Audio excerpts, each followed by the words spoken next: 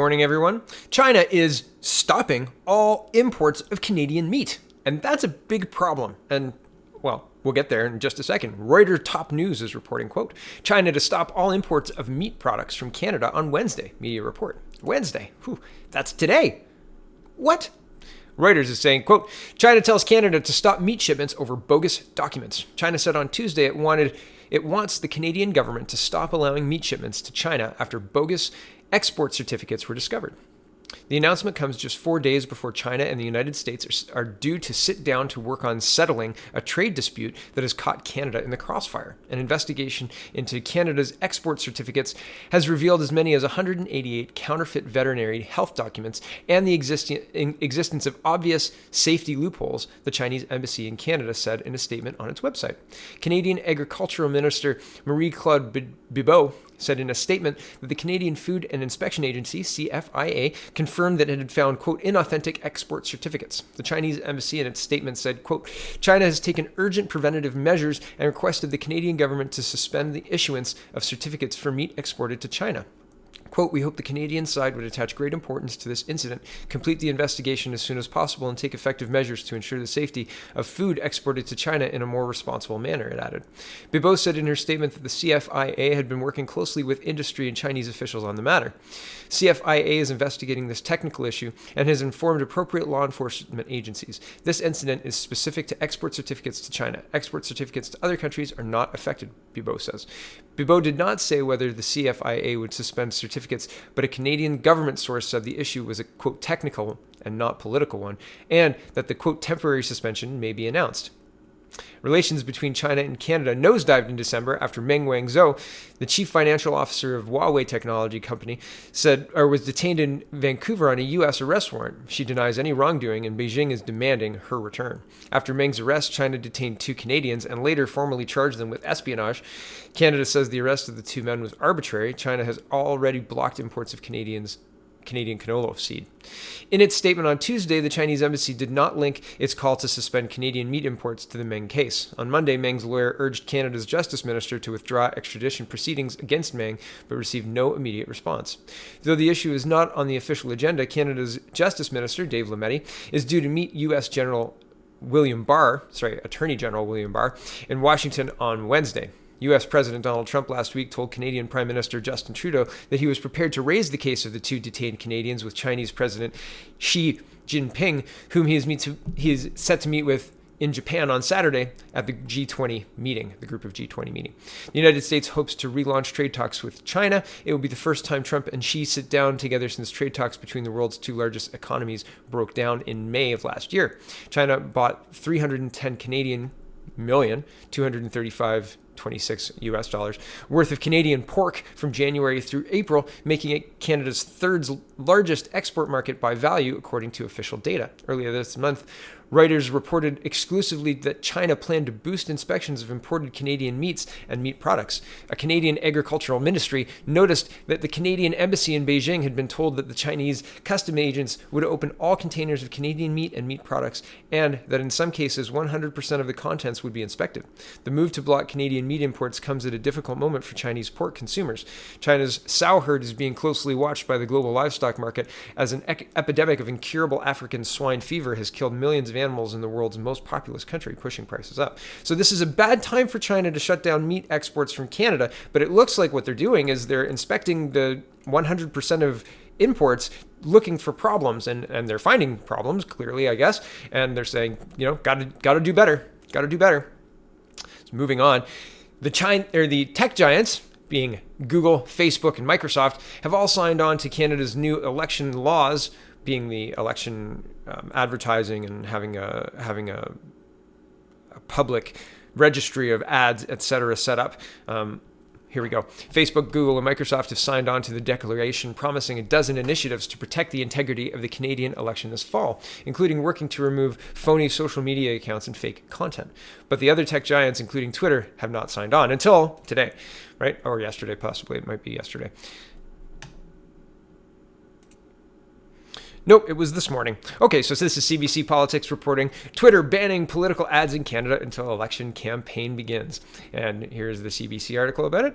And here we go. It says online giant Twitter has decided to ban political ads in Canada in the lead up to the federal election this fall. Faced with new election rules that kick in this weekend, Twitter says it won't allow ads for parties and candidates until campaigning for the October 21st vote begins. Twitter will be prohibiting partisan and political ads from June 30th until the day the writ is dropped, which is also the day the election is called. Michael Austin, head of government and public policy for Twitter Canada, said in an interview with CBC News, quote, "So no partisan ads will be accepted by Twitter. However, the minute the election begins, we will be allowing political advertising, including issues advertising on the platform. While the company won't allow ads for parties or candidates, it will okay ads for political issues over the summer. So while advertisers won't be able to promote a candidate, they will be able to run ads on Twitter that deal with issues like the environment, healthcare, or government spending." Yeah, the new election rules only cover advertising on issues during the campaign. Once the election begins, Twitter will launch an online ad registry as required under the new election rules. Canadians will be able to see political and issue ads, who's paying for them, and who they're trying to reach. Facebook has already begun putting that kind of information online. However, many other big online companies, including Google and Microsoft, have said it's too hard to comply with Canada's new rules for online advertising during the election period. Microsoft isn't allowing political advertising anywhere in the world. Google has said that it didn't have enough time to comply with the new rules in time, but will try to have a system in place for the next election. I scroll down a little bit. Austin acknowledges that it has taken some time for Twitter to deal with the changes to the law, and said that is why the company will only accept ads once the campaign starts. Quote, "There's no doubt that this law has been a challenge for us," he said. "We wanted to make sure that we built a reliable, transparent site that Canadian users can trust as they seek information about elections, because there's no more important conversation on Twitter than the conversation that happens during elections." Austin said the company is also taking steps to prevent its platform from being used to disrupt the upcoming election and to crack down on bots. "We've really done a lot to tighten our rules with regard to automated content and patrol them extremely heavily. We've done a better job in ensuring that the kinds of interactions that users have with other users on Twitter are authentic and human interactions as opposed to automated or malicious actors through bots. Site integrity team to look at foreign interference." Austin says Twitter has also set up a team to monitor the Canadian election and deal with problems that may arise. "We do have a site integrity team for Canadian election up and running that will monitor the day-to-day activities on the platform, look for any problems, and ensure that users have a really good positive experience. For example, the team will be looking for any possible foreign interference. There's been a great concern for Canadians with regard to foreign interference." Austin explained, "We'll be taking a look at what country various tweets have originated in, if they're Canadian, if they're off-site, and making sure that we understand the context of what's happening during the campaign, and that users have a really positive experience in terms of having an authentic conversation full of information, which is one of the reasons why they come to Twitter." Austin said the company will also be working with Elections Canada and the Commissioner of Elections. And I think it's really interesting where they're talking about, they have a site integrity team and that's up and running for the Canadian election, and it'll monitor the day-to-day activities on the platform. Right now, we're seeing anybody conservative, and not even really super conservative, just center, right? Center right a little bit. Like, can we have a conversation about closing the border? Nazi, right? That's exactly what's happening, right? Look at the results on Google. Look at what just came out from Project Veritas. I was talking about that yesterday. So there's a clear bias on these massive, massive platforms. And they're saying, "Oh no, guys, everything's fine. We've got it working. We know how to look at everybody, and we know how to shut down those bots." But what's happening is they're shutting down anybody with dissenting opinions, anybody who they don't like what they're saying, anybody who's making a good point, or even people who aren't making good points, but who are making points that they don't like, right? And that's the worst way to deal with that. That's absolutely the worst way to deal with it, really. Criminalize that speech, those hateful people. Awful. What a terrible way to handle discord, because discord is necessary for a population to move forward in a meaningful way. We have to be able to talk to each other. If we can't talk to each other, what's the point, right? Like, if we can't move forward together, my goodness, why are we doing this? Goodness me. Okay, moving on. I don't trust Twitter, right? I don't trust Twitter. I don't trust Google. It would be better, I think, if they just banned all political ads on the platform completely, but left the users completely alone to talk about whatever they want, and let the algorithm rate it as it's going to be rated, right? And not with the bent of the algorithm. Like, my channel doesn't get any new subscribers anymore, like 10 or 12 a day. It's crazy. Like, I used to get hundreds a day. up to thousands a week, right? A lot. I would gain a lot of subscribers, and I'm not complaining about the lack of subscribers. I think they would subscribe to me if they could see me, because I've seen changes in the algorithms that directly correspond with drops in likes. Well, no, not likes. Drops in subscribers, etc. I've stopped looking at the stats, the analytics, because it's all lies. It's all garbage, right? They keep telling me all sorts of trash. I don't trust any of them, and least of all with something as important as elections. It's far more insidious and far more dangerous than foreign actors, these Google, Twitter, Microsoft overseers, right? We'll just filter this. We know what you meant. You meant the environment's the most important thing. Oh, actually, I said that all of my money going to taxes is the most important thing. Oh, right, environment. Okay, thanks. Moving on. What? It's crazy. It's crazy. I don't trust any of them. Not at all. Here is, I thought this was hilarious. I'm not going to play this, but this is Joe Rogan. And I'm going to play just a little bit of audio from this. But he's responding to not Joe Rogan. He's responding to Justin Trudeau and the water bottle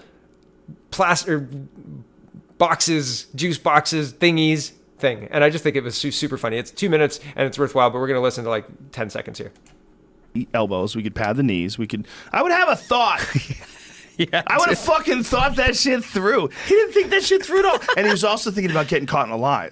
I have plastic everywhere. I gotta get home. Burn the plastic! He called his wife from the limo on the way home. Burn the plastic! And yeah, I mean, like, you know, Joe Rogan is Joe Rogan. You like him or you don't like him, and that's fine. Same with Jordan Peterson, whatever. But I think it's funny that Justin Trudeau earned a mention on Joe Rogan just for being so incapable of answering a question. It's pretty funny. The last news story for this morning that I will leave you with is Ottawa unveils an anti-racism strategy, which includes the definition of Islamophobia. Yes, the federal definition, they have figured it out. What is Islamophobia? They've defined it, and we're going to look at it right now. National Post is reporting, quote, the federal government has released a new anti-racism strategy that promises $45 million to fight systemic discrimination through community programs, public education campaigns, and combating online hate. The 3-year strategy, 3 years, $15 million a year. Homeless people, homeless support in the county got $1.48 million over 5 years. They were putting this much into racism? Ugh. Drives me crazy, because it's a backhanded way of calling Canadians racists. You racists, we need all this money to retrain you. We need to have advertisements running and police going online to make sure you're not racist, and that's the most important thing. And a vote for Justin Trudeau says that that's the most important thing. Is that what you want, Canada? Is that what you want? Because it's not what I want.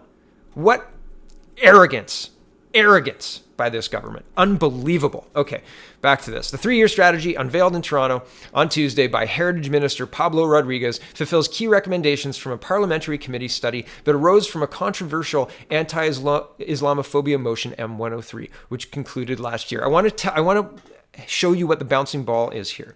The study was unveiled, or this strategy was unveiled because M103 had such controversy that they had a study commissioned. The commission study came back with recommendations, and the recommendations double down on what the initial M103 was for, because it's exactly the same as the farcical Justice Committee on hate speech, on online hate speech, where they vilified MP Cooper for having the audacity to come to the committee on online hate speech with online hate speech that was posted on Facebook in New Zealand and that led to a killing.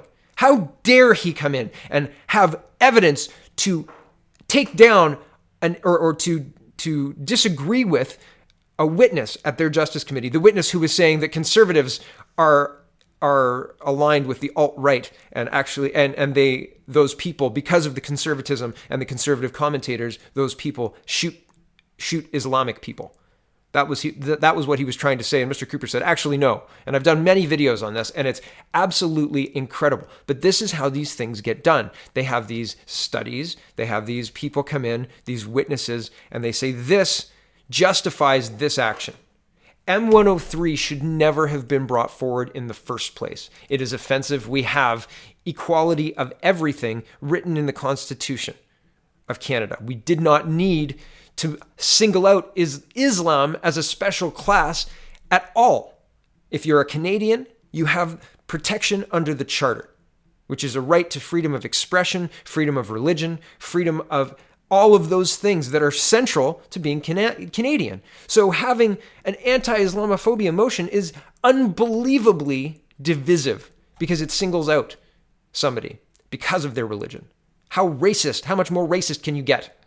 And then these studies recommend further enshrining racism into our laws. Unbelievable. Back to this. And spending $45 million over 3 years to re-educate Canadians. My goodness.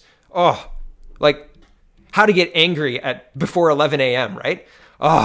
Okay. The new plan, first announced in Budget 2019, includes a definition of Islamophobia taken from the Ontario Human Rights Commission, but otherwise seldom names individual minority groups that are frequent targets of discrimination instead of referring more broadly to, quote, racialized communities and religious minorities.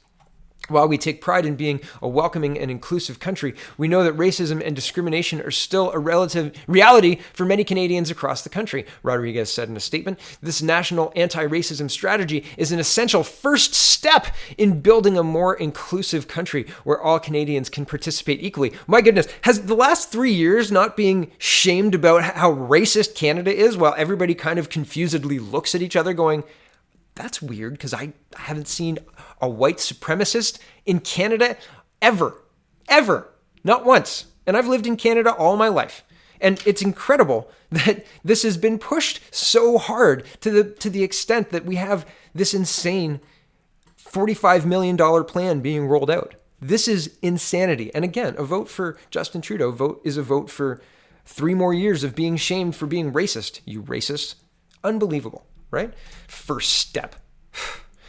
The strategy promises $4.6 million to establish an anti-racism secretariat within the Federal Heritage Department that would lead a whole-of-government approach in addressing racism and would report publicly on its results. Oh, wonderful. Tell us how racist we are quarterly.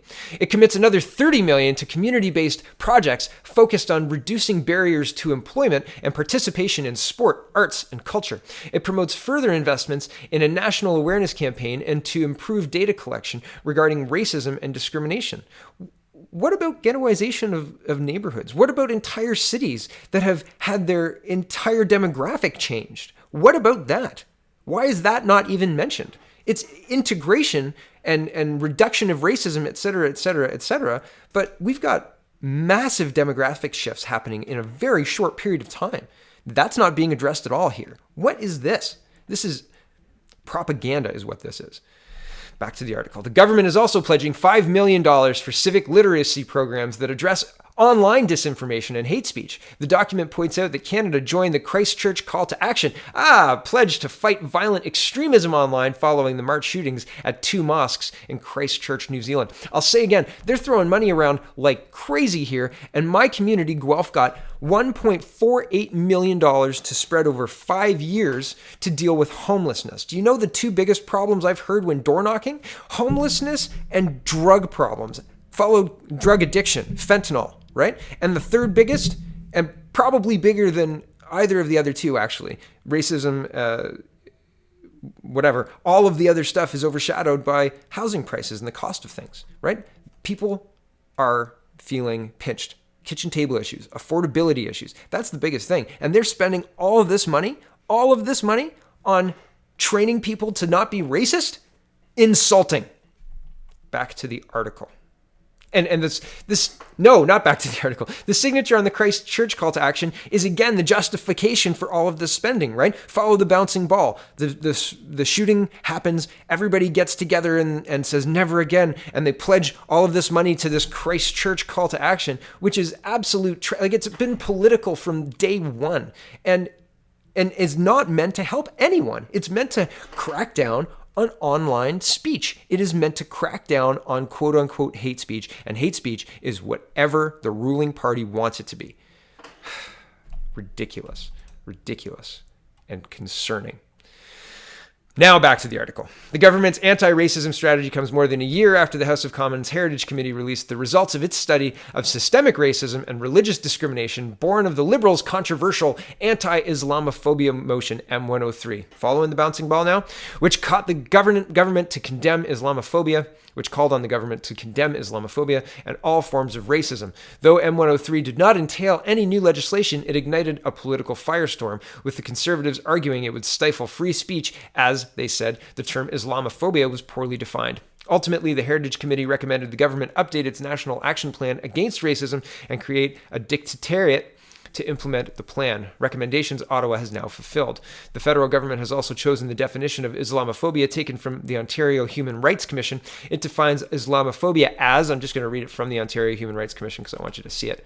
Here it is. Link is in the description, right? Ontario Human Rights Commission. Here's their definition of Islamophobia.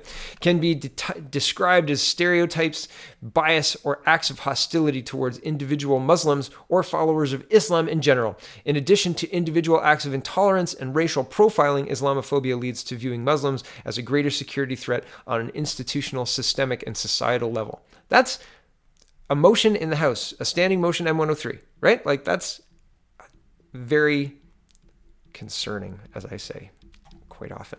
So that's right here in the newspaper article. Okay, back to the article. The definition is the same as the one used by the Ontario government in its own anti-racism pledge released in 2017 by the former Liberal government.